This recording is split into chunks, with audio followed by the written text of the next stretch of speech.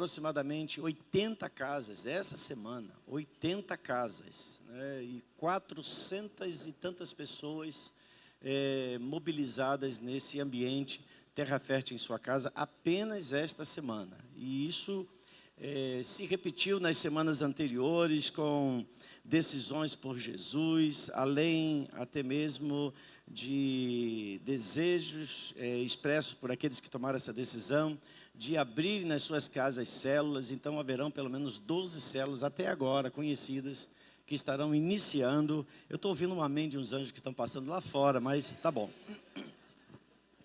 Às vezes nós ficamos tão envolvidos com a informação que a gente esquece de se envolver com a expressão, com a gratidão, enfim, com a alegria.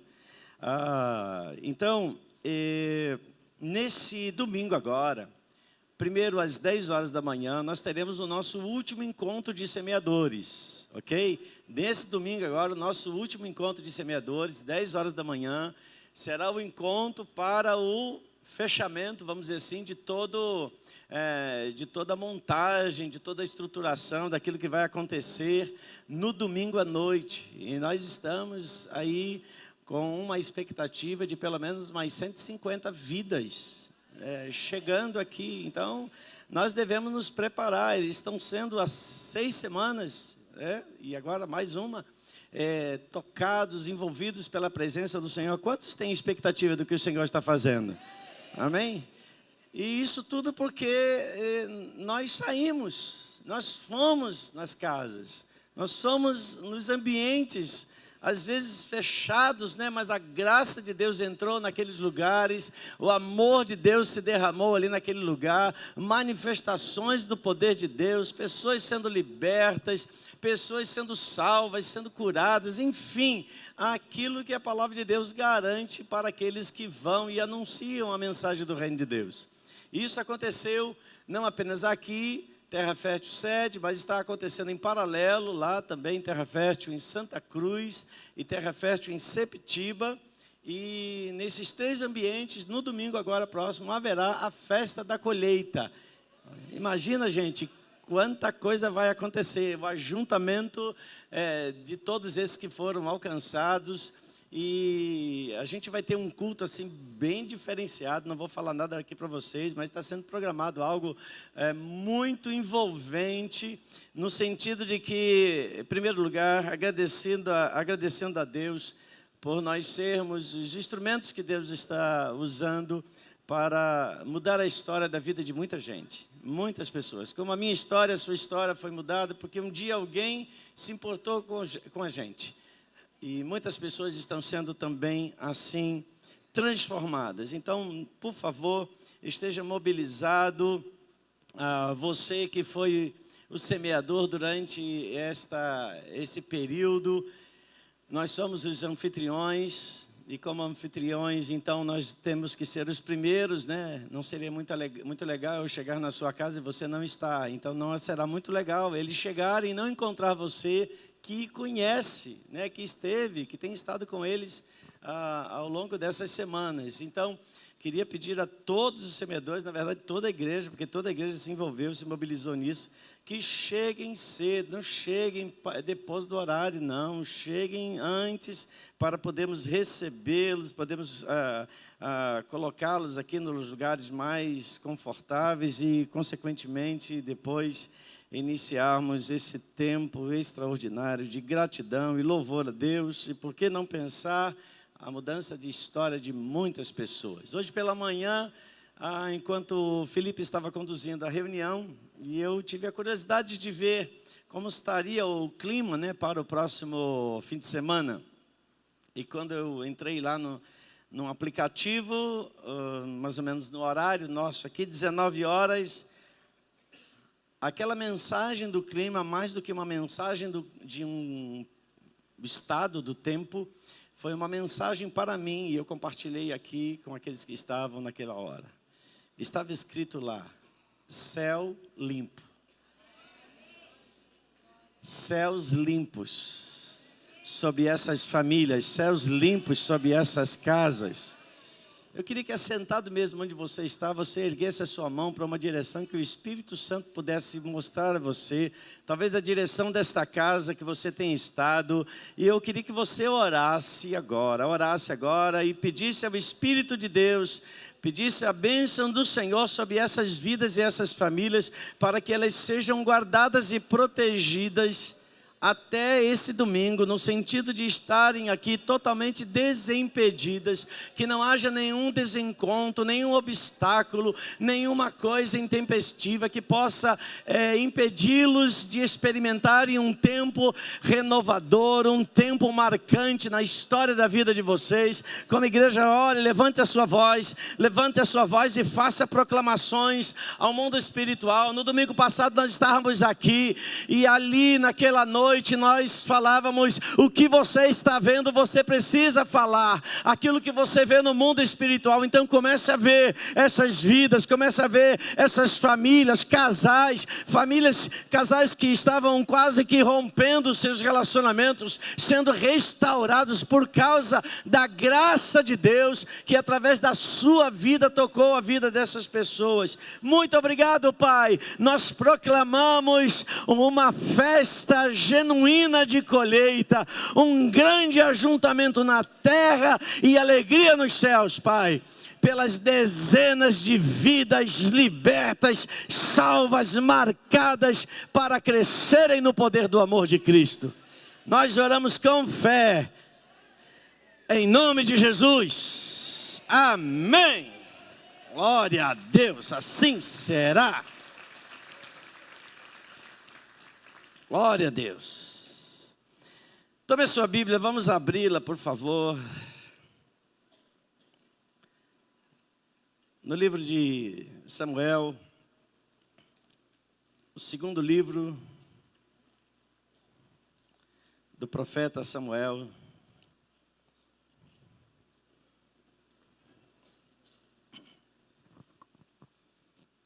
Onde nesse livro do profeta Samuel nós vemos duas principais histórias, e que depois também são repetidas em algumas partes nos livros de 1ª e 2ª Reis, 1ª e 2ª Crônicas, de dois personagens da Bíblia que foram extremamente opostos, diferentes,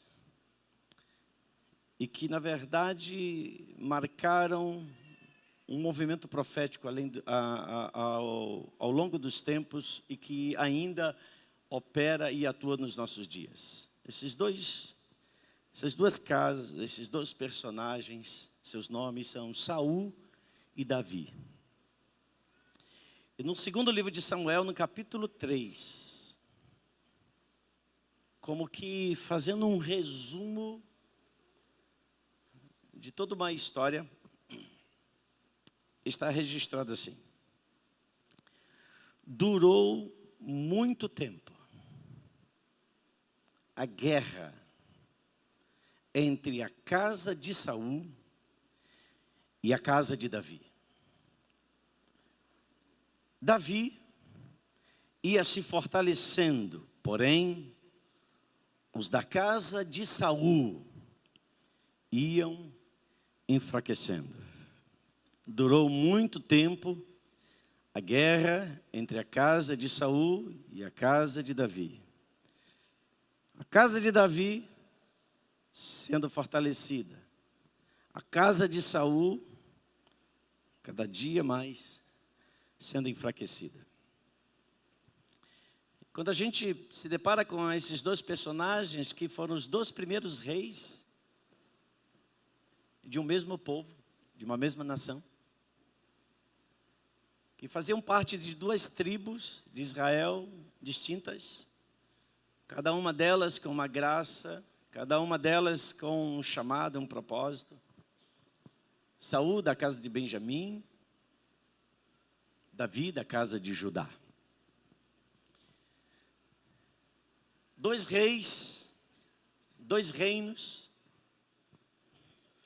compartilhando tempos onde eles, ungidos, conviveram, foram contemporâneos, vivendo juntos e experimentando momentos extremamente diferenciados na sua história.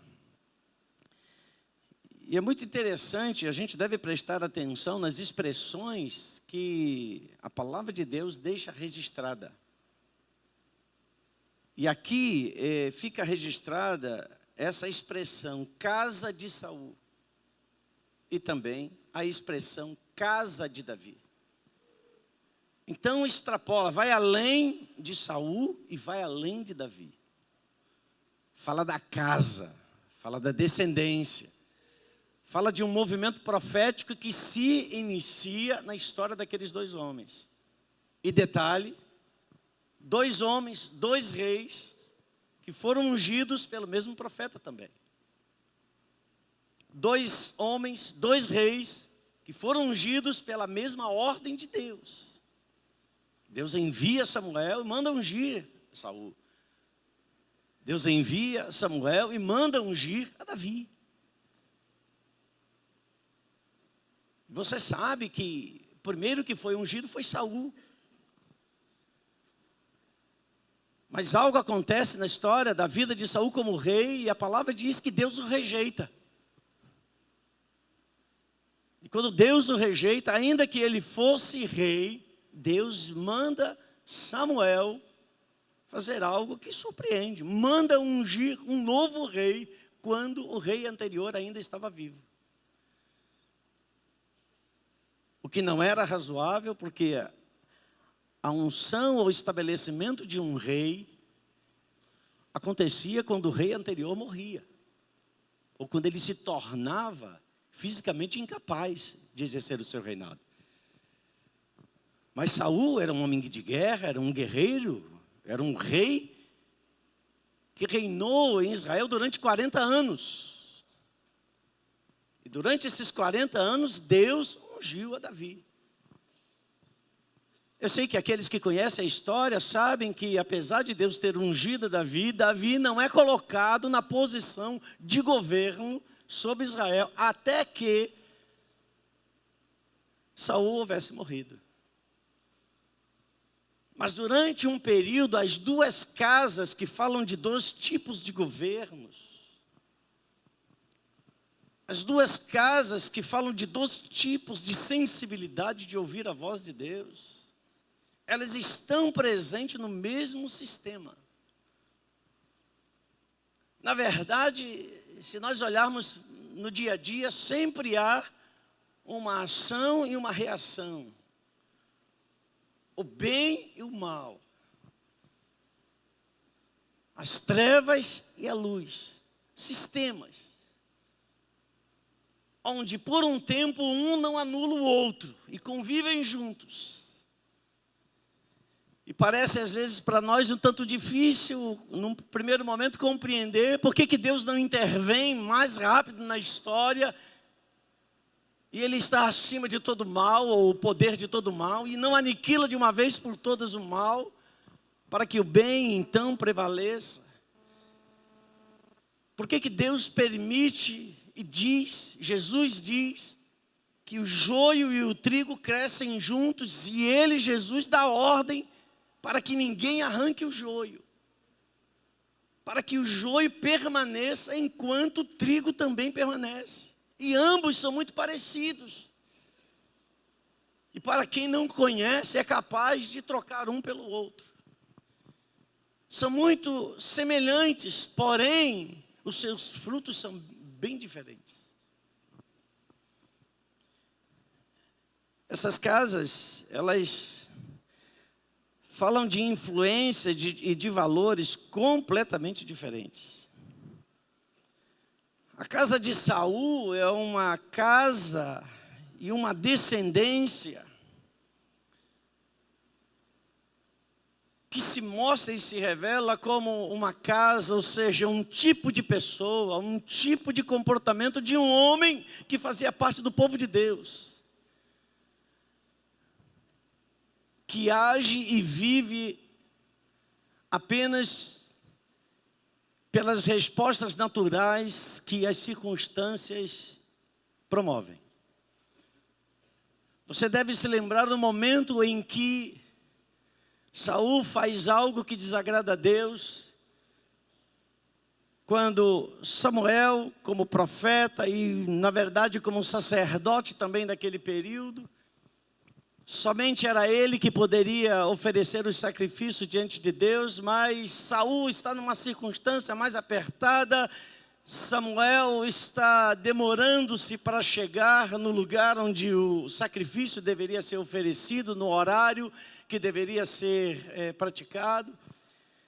E o povo começa a pressionar a Saul, e Saul, pressionado pelas circunstâncias, desobedece princípios.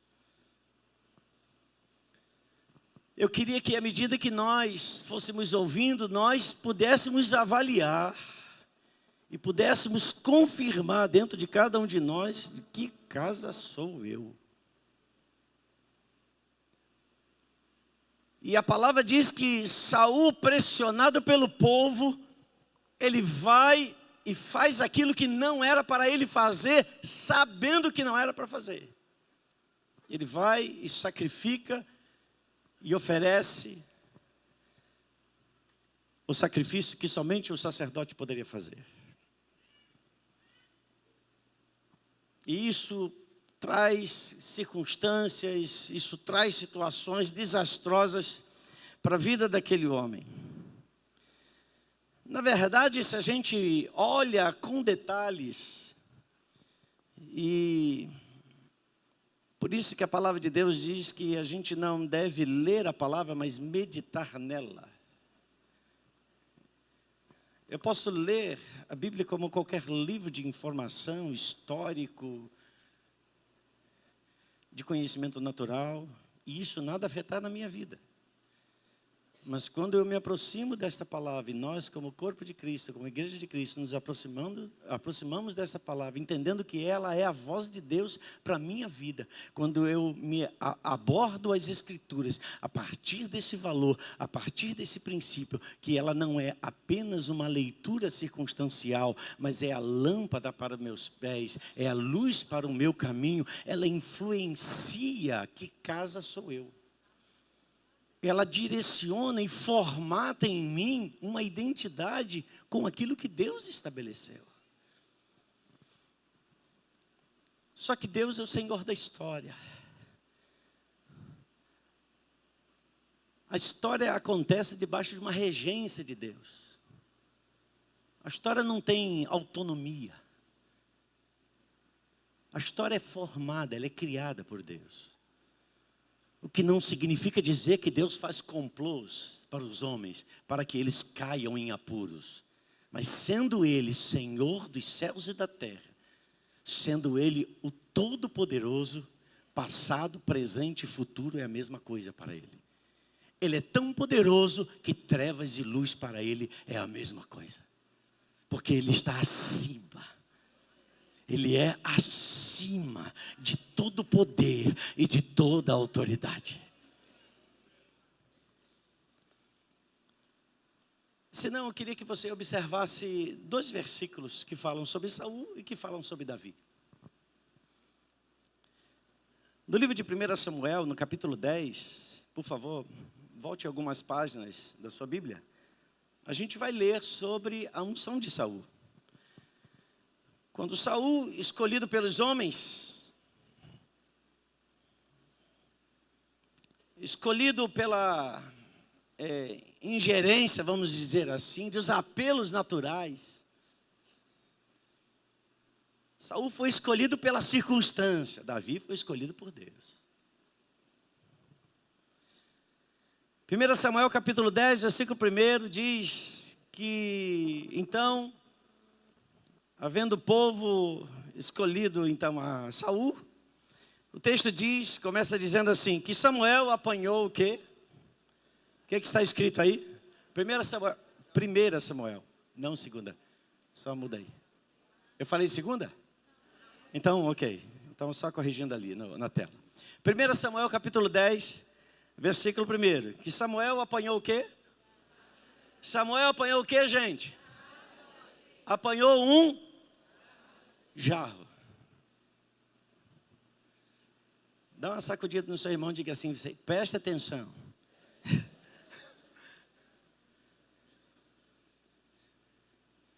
Eu gosto desses detalhes. Deixa eu lhe perguntar uma coisa. Jarro é criado por quem? Hein, gente? Quem cria o jarro? É o homem, né? Você vai dizer assim, não, é Deus. Não, Deus cria o barro, né? Mas quem forma o jarro é o homem. E a Bíblia diz que Samuel vai e apanha um jarro. E nesse jarro tem óleo. Ele vai ungir o rei. Ele vai ungir uma casa. Ele vai ungir alguém que vai se tornar um representante da voz de Deus. Porque eram assim os reis, eram assim os sacerdotes nos dias do Antigo Testamento, da Antiga Aliança. E diz que toma esse jarro de óleo e derrama sobre a cabeça de Saul e o beijou, dizendo, o Senhor o ungiu. Veja, Samuel não está dizendo, eu ungi. Não, ele está dizendo, Samuel, o Senhor o ungiu como líder da herança dele. Mas só para lembrar, Samuel pegou um jarro de barro. Agora vamos ver a unção de Davi. 1 Samuel capítulo 16, versículo 1. Porque se são duas casas, então quando eu olho para as duas casas, eu preciso olhar para as características da formação, da construção dessas casas. Como elas estão sendo construídas. E isso aqui faz parte da minha história, da sua história. Como a nossa história tem sido construída. Uma história manipulada meramente por circunstâncias naturais, por jeitos, por coisas, acordos, jeitinhos. Onde interagem mais forte os argumentos humanos. Ou, como diz o texto, 1 Samuel 16, 1. O Senhor disse a Samuel, quem disse foi o Senhor, até quando você irá se entristecer por causa de Saul? Eu o rejeitei como rei de Israel. E Deus continua falando. Ele fala o quê? Toma o quê? Todos vocês são muito inteligentes. Vocês já perceberam a diferença? Sim ou não? Quem já percebeu a diferença? Levanta o braço. Todo mundo. Oh, glória a Deus. Onde estava o óleo na unção de Saul? Num jarro de barro, de algo construído pelos homens. Onde estava o óleo da unção de Davi? No chifre de um carneiro. Obra das mãos de Deus.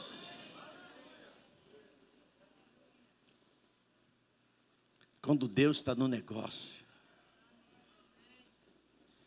não importa se você é perseguido por 20 anos.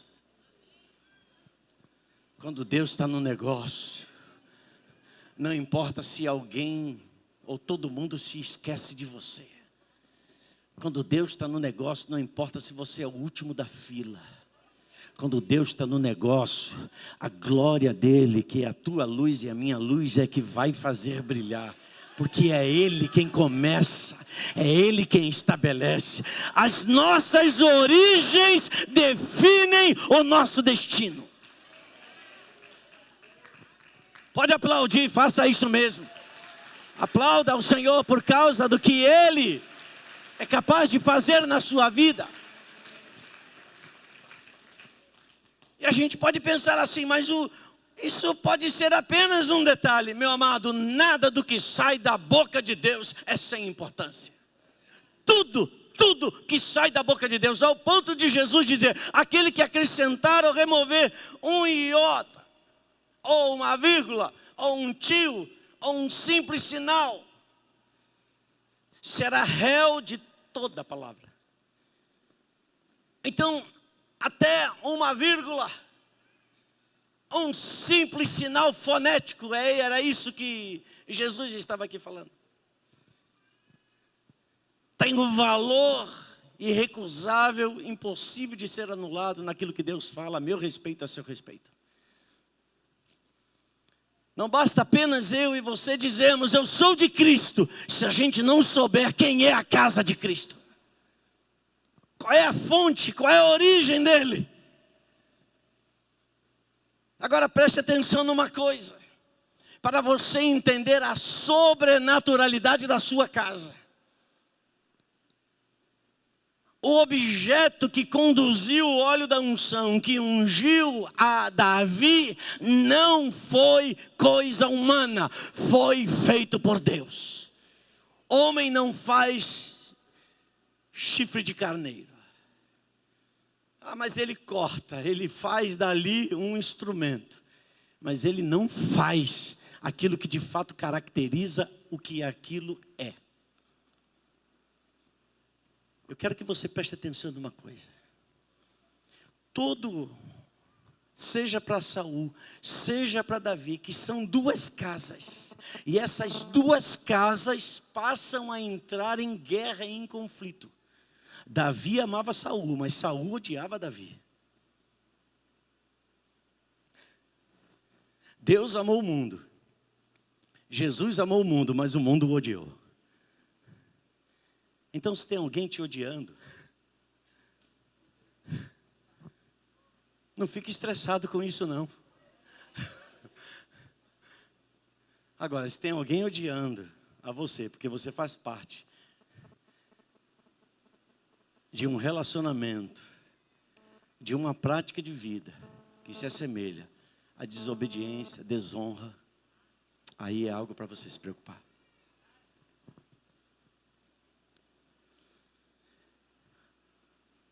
Todos nós sabemos, se alguém não sabe, então passa a saber hoje, que ninguém se auto-ungia. Nenhum rei, nenhum sacerdote se colocava diante, a partir de hoje eu sou. Então ele precisava de uma referência, primeiro, anterior a ele, para o estabelecer como tal. Por isso que os reis, eles não assumiam o reinado sem antes serem reconhecidos pelos profetas ou pelos sacerdotes, que vinham e debaixo do comando e da direção de Deus ungiam aquelas pessoas, como é o caso que está acontecendo aqui na casa de Saul e na casa de Davi. Eles estão sendo ungidos pela mediação da voz de Deus através da boca da vida de Samuel.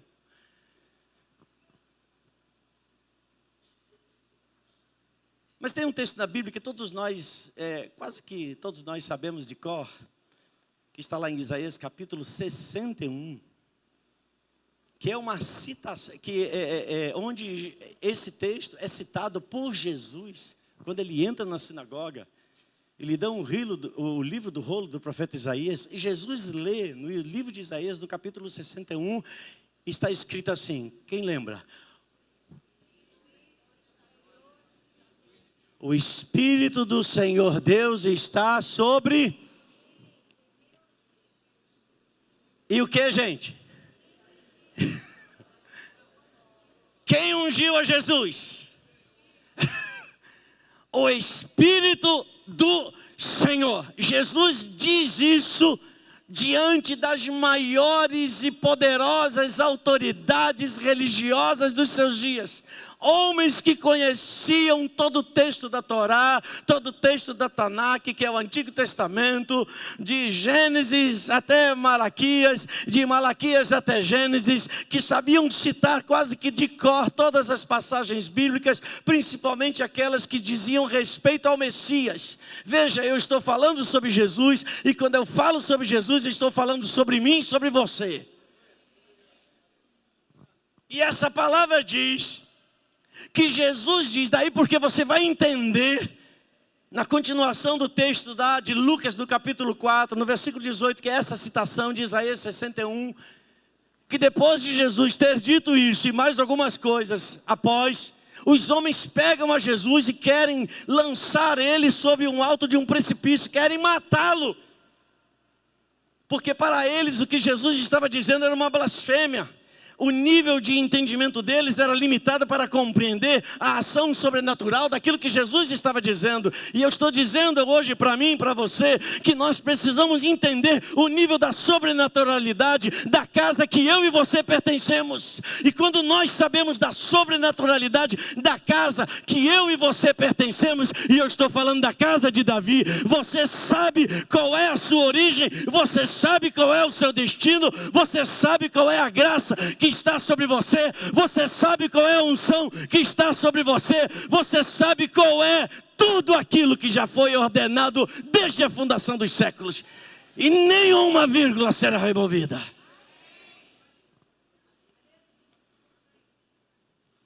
Jesus é um homem de carne, e ele está dizendo para as autoridades religiosas: o Espírito do Senhor está sobre mim, e o Espírito do Senhor é quem me ungiu.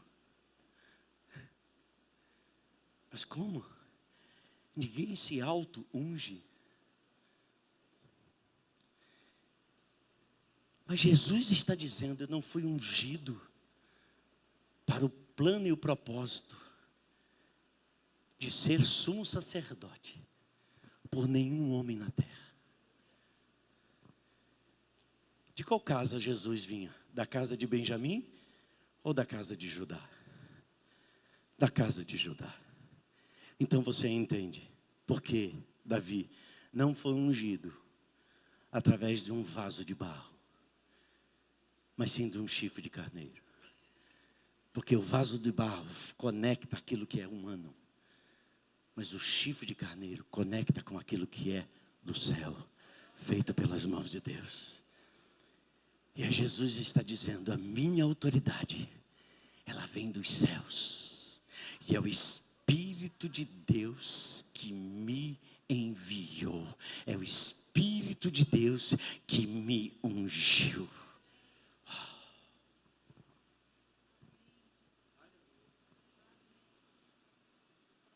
Quantos aqui em algumas circunstâncias já receberam óleo da unção sobre a sua cabeça? Não importa o que seja, tenha sido uma oração, tenha sido uma consagração ministerial, ok. Quem colocou a mão sobre a sua cabeça foi um homem, uma mulher.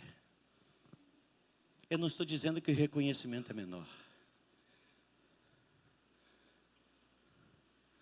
mas eu estou lhe afirmando que o mais importante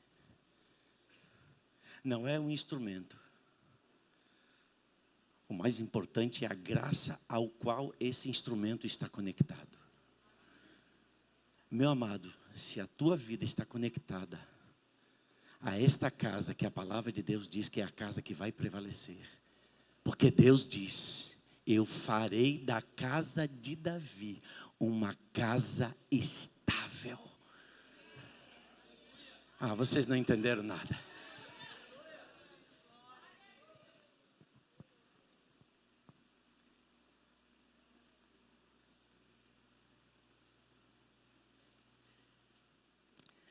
Será que você está entendendo alguma coisa, gente?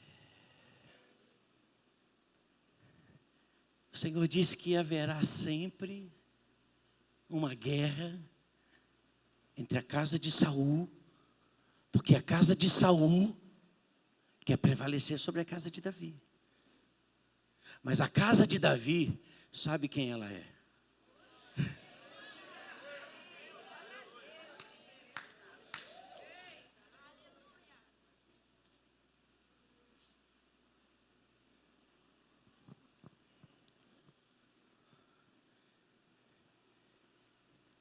Irmãos, vamos parar de ficar fazendo guerra na internet. De que casa você é? Vamos tornar prático aquilo que a gente crê.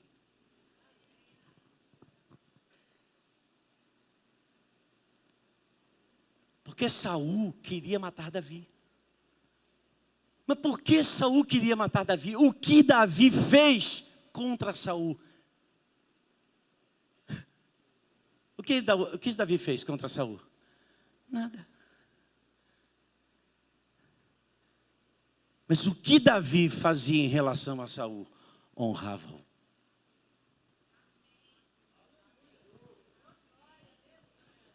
Porque aquilo que aconteceu a Saul, a sua unção não foi privada, ela foi pública. Então, quando você desonra alguém investido de autoridade, você está desonrando não apenas esse alguém, essa é a menor instância, você está desonrando aquele que o estabeleceu. E que muitas vezes o estabelece como juízo, mas o estabelece. Davi não tinha Antioquia, Davi não tinha nenhum seminário, Davi não tinha escola bíblica, mas Davi tinha o Espírito Santo. E eu não estou dizendo que a presença e a ação do Espírito Santo exclui a necessidade de todas essas coisas.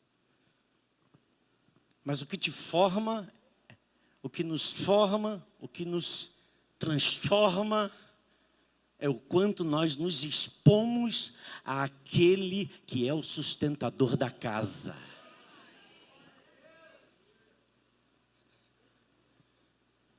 Por isso é que Jesus disse, se você está sendo perseguido, eu penso que Jesus ali estava pensando em Davi, aqui é coisa minha. Se você está sendo perseguido, estão falando mal de você, estão mandando flechada, estão isso, estão mandando lança, bem-aventurados sois. Porque tem um provérbio muito popular que diz aí, só se joga pedra. Quando eu morava na subida do Morro do Alemão, quer dizer, na subida do Morro do Alemão, onde tinha essa árvore. Eu morava lá em cima do Morro do Alemão. Tinha uma daquela frutinha que é azedinha, como é que chama o nome? Hein? Tamarindo. Tamarindo. Naquele tempo tinha árvore de tamarindo na rua ainda. E nós éramos meninos e ficávamos, era uma árvore muito grande. Nós ficávamos lá olhando, porque tinha gente que acho que acordava cedo no dia para poder olhar para ver se havia alguma tamarindo, né, meia marronzinha, porque estava madura. Se estava verde, ninguém jogava pedra, porque a gente tinha um acordo entre nós, um acordo de cavalheiros. Se a gente tira que está verde, ninguém come. E ela não vai amadurecer. E a gente ficava esperando, vendo, e acordava, e de repente olhava lá, estava lá aquele pé de tamarindo. E um jogava pedra de um lado, outro jogava pedra do outro. E quando você errava, a pedra ia sobre o inimigo, né? Porque ele estava tentando tirar aquilo que você queria. A gente lutava pelo mesmo fruto. Mas por quê? Porque o fruto estava ali, dizendo assim, me pé.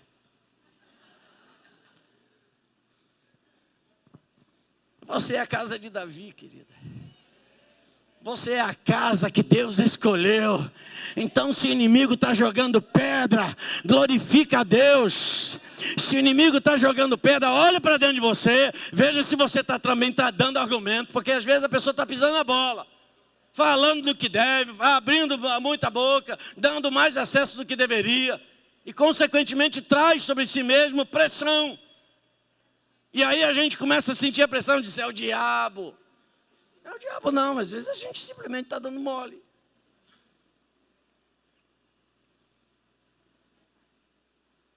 Se você não consegue suportar contradição, sai da mídia social. Não fica lá no Facebook não. Como é que o pessoal está falando agora? O pessoal olha, hein? Como é que é o mesmo nome? Não, nem isso não. Não, é pessoal que olha para o Face, mas não curte nada, ele só fica passando ali o olho. Ele que falou isso, como é que é? Ele só está despertando, ele assim, estou com vontade de ficar com ódio. Aí a pessoa vai para o Facebook, e ela vai assim, ai que ódio, ai que ódio, ai que... Gente, cutuca teu vizinho e diga, temos muita coisa a fazer. Diga, estamos muito ocupados. Diga, eu faço parte de uma casa. Aleluia. Glória a Deus por isso. Isso aqui não está dentro da mensagem não e tal. Depois vai ser editado o vídeo, né? Ok? Mas não te deixes vencer pelo mal. Não te deixes vencer pelo Facebook. Mas vence o Facebook. Bom, enfim, deixa isso para lá.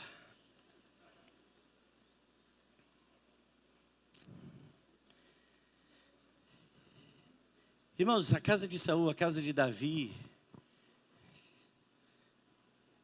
eles têm comportamentos extremamente bem diferentes.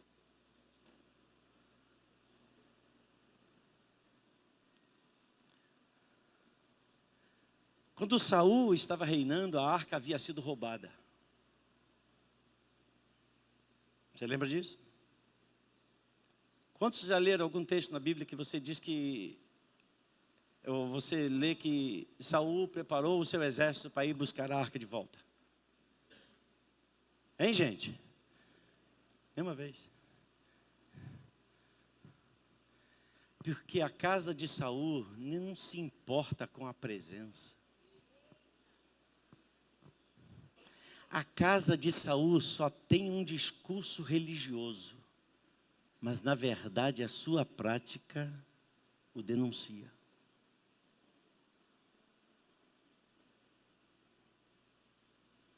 Aqui eu falo para aqueles que ministram, aqueles que ensinam. Se você lê a palavra apenas porque você vai ministrar, se você lê a palavra apenas porque você vai pregar, parabéns.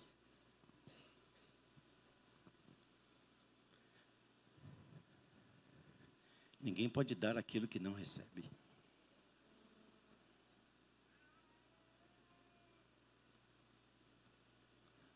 A gente pode ter uma boa formação e ser capaz de falar 10 horas seguidas por aquilo que a gente se formou. E nada disso produzir impacto na vida. Nem de quem fala, nem da parte daquele que ouve.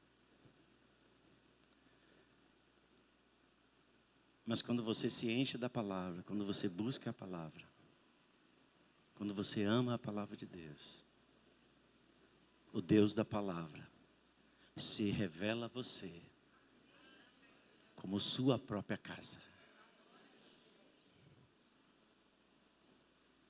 Mas o governo de Davi, a casa de Davi, quando Davi assume o reinado de Israel, a primeira coisa que ele faz é trazer de volta a arca.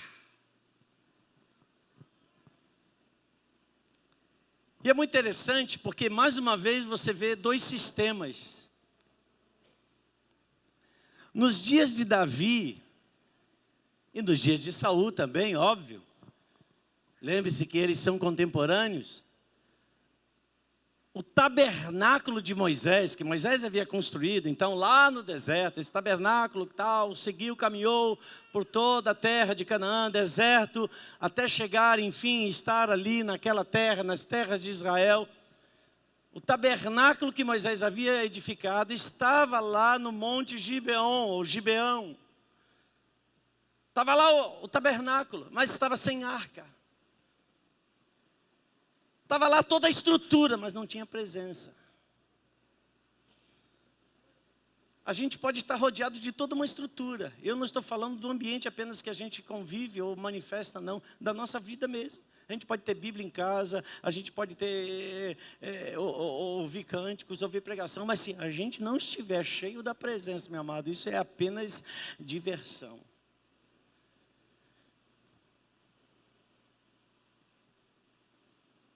E se havia algo em Davi que deve ser para mim e para você um exemplo, é que Davi era apaixonado pelas coisas de Deus.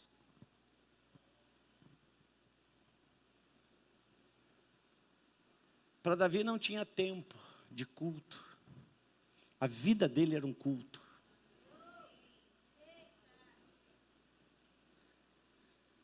A Bíblia diz que quando Davi vai e traz de volta a arca, para onde Davi levou a arca?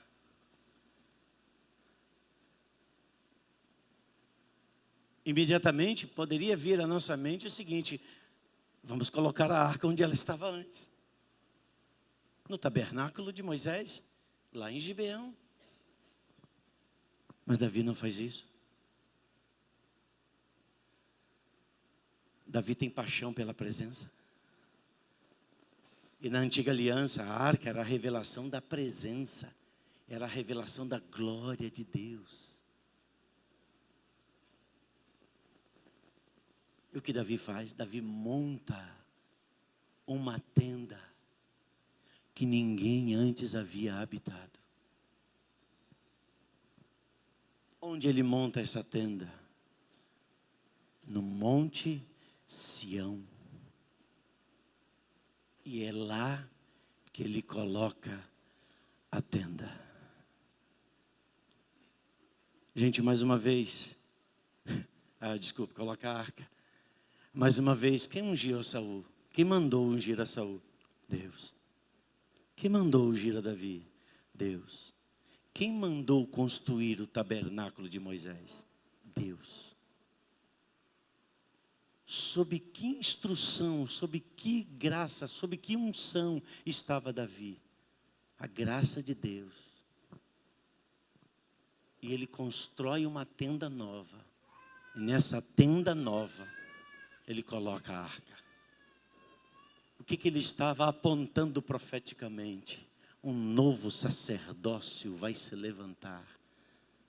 Porque nesse novo sacerdócio já não é sacerdote e rei, mas haveria de se levantar um sacerdócio, onde o rei seria também sacerdote. Por isso que a palavra de Deus diz que da casa a qual eu e você somos gerados, ela diz, somos reis e sacerdotes sobre a terra.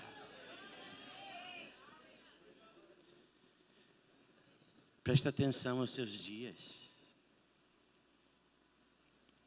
Preste atenção ao que está acontecendo ao seu redor. Preste atenção em terra fértil em sua casa, quando você entra naquelas casas. Quando você abre a boca. Quando você estende as suas mãos. Quando você declara, haja paz nesse lugar. Preste atenção, porque Deus está usando a tua vida para estabelecer novos tempos dentro de um sistema dos tempos atuais de esfriamento. O Espírito de Deus está levantando uma geração apaixonada pela presença, não apaixonada por uma ideologia ou por um pensamento, mas apaixonada pela presença. Por isso que a palavra diz que os últimos serão os primeiros.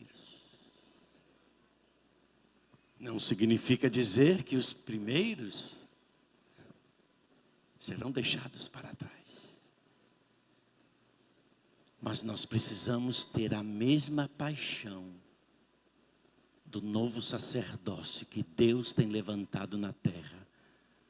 O sacerdócio, não vamos entrar nisso obviamente, segundo Melquisedeque,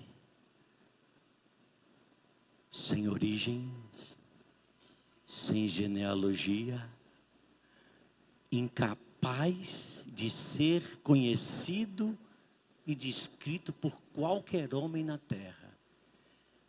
É desse sacerdócio, em nome de Jesus eu creio, que eu nasci e você nasceu.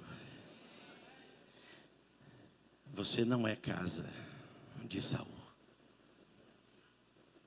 Você é a casa de Davi. Você é a casa estável. Você tem uma fonte, tem uma origem que autentica a sua voz. Já não é voz humana, mas é Deus falando através de mim, através de você. Isso é a consciência da presença. Se você discerne o que é certo e o que é bom, ainda que poucos estejam praticando ou fazendo, faça o que é certo e o que é bom. Se você discerne também o que é mal e ruim, que muitos estão fazendo, não faça você. Porque você é a casa de Deus. Você é a casa de Davi. Você é a morada do Altíssimo. Você é lugar da presença de Deus. Você é uma geração para profetizar nesta geração que existe um Deus que está construindo algo novo sobre toda a terra, que está abalando as estruturas, que tudo aquilo que é previsível e natural está sendo surpreendido por aquilo que é sobrenatural. E eu e você temos o privilégio de fazer parte desse tempo. E é esse tempo que o Espírito de Deus está construindo. Mas lembre-se, O Senhor disse: durante muito tempo, a guerra entre a casa de Saul e a casa de Davi durou. Davi ia se fortalecendo, porém os da casa de Saul iam se enfraquecendo. Toda a terra será cheia da glória de Deus. Toda a terra será cheia do governo e da autoridade de Cristo Jesus. E eu e você fazemos parte disto. Eu e você fazemos parte dessa história. Discirna a cada momento qual é o lugar do seu chamado, qual é o lugar da sua manifestação. Entenda que muitas vezes Deus permite os dois sistemas se manifestarem no mesmo tempo, para que, acima de tudo, a graça do realizar e do fazer não seja de nós, mas seja a graça de Deus que vem através de nós, mesmo com tudo aquilo que é oposto àquilo que Deus quer realizar. O fato é, o que Ele já estabeleceu, Ele vai fazer. Nenhuma palavra que saiu da sua boca caiu por terra, mas toda ela se cumpre. Isso é sobre a sua vida, isso é sobre a sua casa, isso é sobre o seu chamado, isso é sobre o seu ministério. Mantenha o seu coração. Você não foi estabelecido e ungido por um vaso de barro. Você foi ungido e estabelecido